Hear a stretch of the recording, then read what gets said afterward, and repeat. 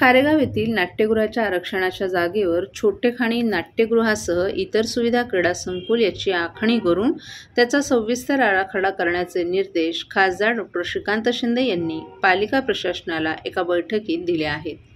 ठाणे महानगरपालिका क्षेत्रात प्रस्तावित असलेल्या प्रेक्षक गॅलरी आणि कन्व्हेन्शन सेंटर, कोलशेत येथील टाउन पार्क, कळव्यातील यशवंतरामा साळवी तरण तलावाची नव्यानं बांधणी, खारेगाव येथे प्रस्तावित नवीन नाट्यगृह आदी प्रकल्पांच्या सद्यस्थितीचा आढावा काल घेण्यात आला.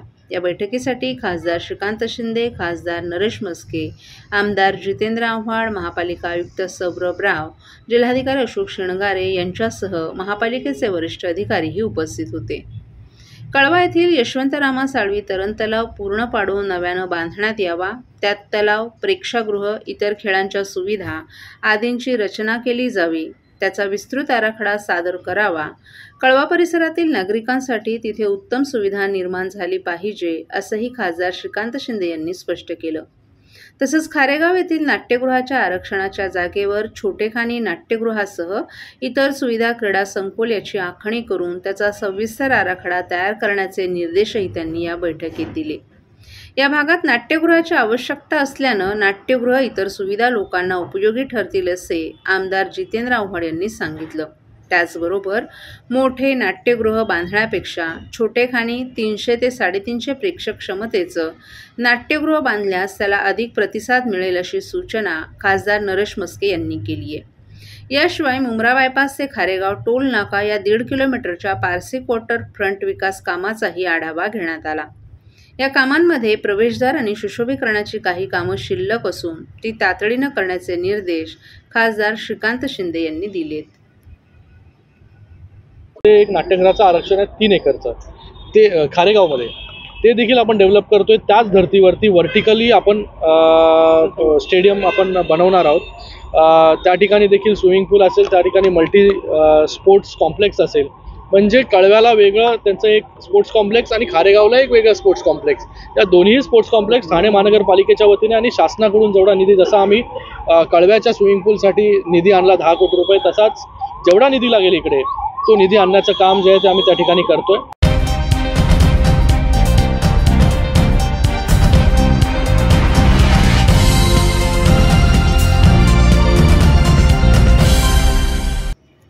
ठाणे लोकसभा मतदारसंघातील ठाणे महानगरपालिका, नवी मुंबई महानगरपालिका आणि मीरा भाईंदर महानगरपालिकेतील माझ्या युवा सैनिकांना पाठिंबा देण्यासाठी मी आलो आहे, असं युवासेनेचे कार्याध्यक्ष पूर्वेश सरनाईक यांनी स्पष्ट केले. येत्या महापालिका निवडणुकीत युवा नगरसेवक जनतेची सेवा करण्यासाठी पूर्णपणे सज्ज आहे. ठाणे लोकसभा मतदारसंघातील या 3ही महानगरपालिकांमध्ये शिवसेना, भाजप, महायुतीचा भगवा झेंडा अभिमानाने फडकेल असा विश्वास त्यांनी व्यक्त केलाय. नाशिक आणि शिर्डी येथे काँग्रेस गटातील अनेक युवा कार्यकर्ते युवा सेनेत सामील होत आहेत. हा विश्वास उपमुख्यमंत्री एकनाथ शिंदे आणि खासदार डॉ. श्रीकांत शिंदे यांच्या कार्यामुळे निर्माण झालाय. त्यांच्या नेतृत्वाखाली मोठ्या संख्येनं युवक महायुतीसोबत येत असल्याचंही पूर्वेश सरनाईक यांनी सांगितलं. तर येणाऱ्या स्थानिक स्वराज्य निवडणुकीसंदर्भात, पक्षबांधणी संदर्भात काही मार्गदर्शन करण्यात आले आहे का पूर्ण महाराष्ट्रात? मी नेहमी सांगत असतो की शिवसेना आणि युवासेना ही फक्त निवडणुकीला लक्षात घेऊन कधी काम करत नसते. 365 दिवस जनतेची सेवा हेच आमच्या पक्षाचा धर्म आहे. आणि येणाऱ्या काळामध्ये आपल्याला जसं सांगितलं की निवडणुका असो किंवा नसो, युवासेना ही आता मैदानात उतरलेली आहे.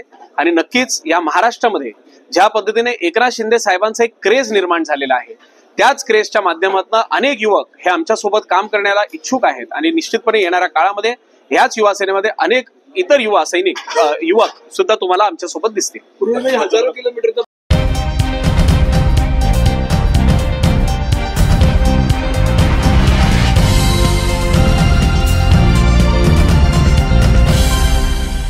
चरई, धोबियाळी आणि उथळसर भागातील रस्त्यांचं 100% काँक्रिटीकरण आणि चकचकीत डांबरीकरण करण्यात आलं असतानाही महापालिकेनं पुन्हा निविदा काढल्यानं संशय निर्माण झालाय. महानगरपालिकेच्या सार्वजनिक बांधकाम विभागाने या भागातील रस्त्याचं काँक्रिटीकरण करण्यासाठी निविदा काढली आहे. मात्र हे रस्ते आधीच चांगल्या स्थितीत असल्यानं पुन्हा निधी खर्च करणं गरजेचं आहे का, असा प्रश्न उपस्थित झालाय.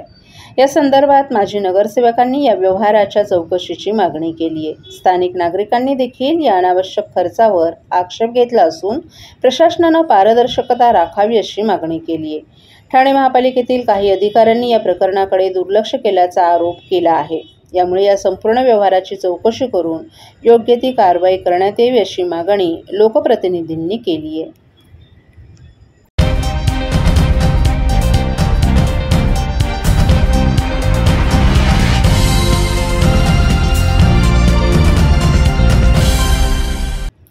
महाराष्ट्राचे माजी कॅबिनेट मंत्री आणि शरद पवार गटाचे आमदार जितेंद्र आव्हाड यांनी उत्तर प्रदेशचे मुख्यमंत्री योगी आदित्यनाथ यांच्यावर जोरदार हल्लाबोल केलाय।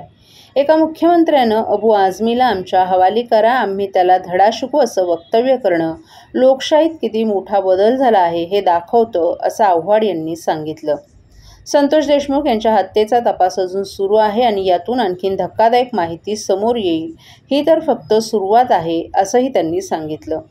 भाजप आमदार सुरेश धस यांनी नागपुरात झालेल्या भाजपच्या बैठकीबाबत अनभिज्ञ असल्याचं सांगितलं होतं।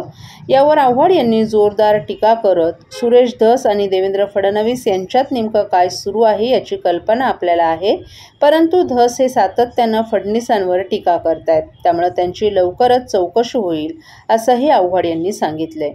बीड जिल्ह्यातील सरपंच संतोष देशमुख यांच्या हत्या प्रकरणात आणखीन रहस्य उलगडेल असं वक्तव्य करत आव्हाड यांनी या प्रकरणात सखोल चौकशीची मागणी केली आहे।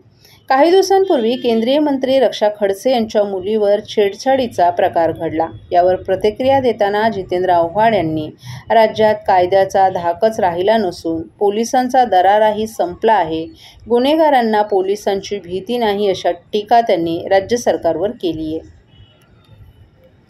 राज्यपालांकडे गेलेला आहे, कसं बघताय की राजीनामा आमदार कालच झाला, म्हणजे आता त्याच्यावर काही चर्चा करण्यात अर्थ नाही की तो आता लिफाफ्यात बंद झाला मग तो राज्यपालाकडे गेलाय। कालच मुख्यमंत्र्यांनी सांगितलं राजीनामा घेतला, विषय संपला। तर धसांनी सांगितलंय की जर फडणवीसांची सातपुड्यामध्ये जे बैठक झाली होती, मात्र अशी बैठक झाली ना, अशी फिरवणे असे फडणवीस म्हणतात। जर असं असेल तर मी राजकारण सुरू ह्याच्याने बोलत असतील, फडणवीस साहेब ह्याच्यात आता चौकशी करतील, जर काय मिळालं तर करतीलच कारवाई। संतोष देशमुखच्या कुटुंबियांना खऱ्या अर्थाने न्याय मिळण्यासाठी आणखी काय पुरावे समोर येतील, काय वाटतं? आणखी काय आपल्याला अजून खूप पुरावे समोर यायचे, खूप पुरावे समोर यायचे। तर एकीकडे संतोष देशमुखांचं आहे की ते खडसेंच्या मुलींची छेडछाड झाली आहे। महाराष्ट्रात खरोखर महाराष्ट्रात कायद्याची भीतीच राहिली।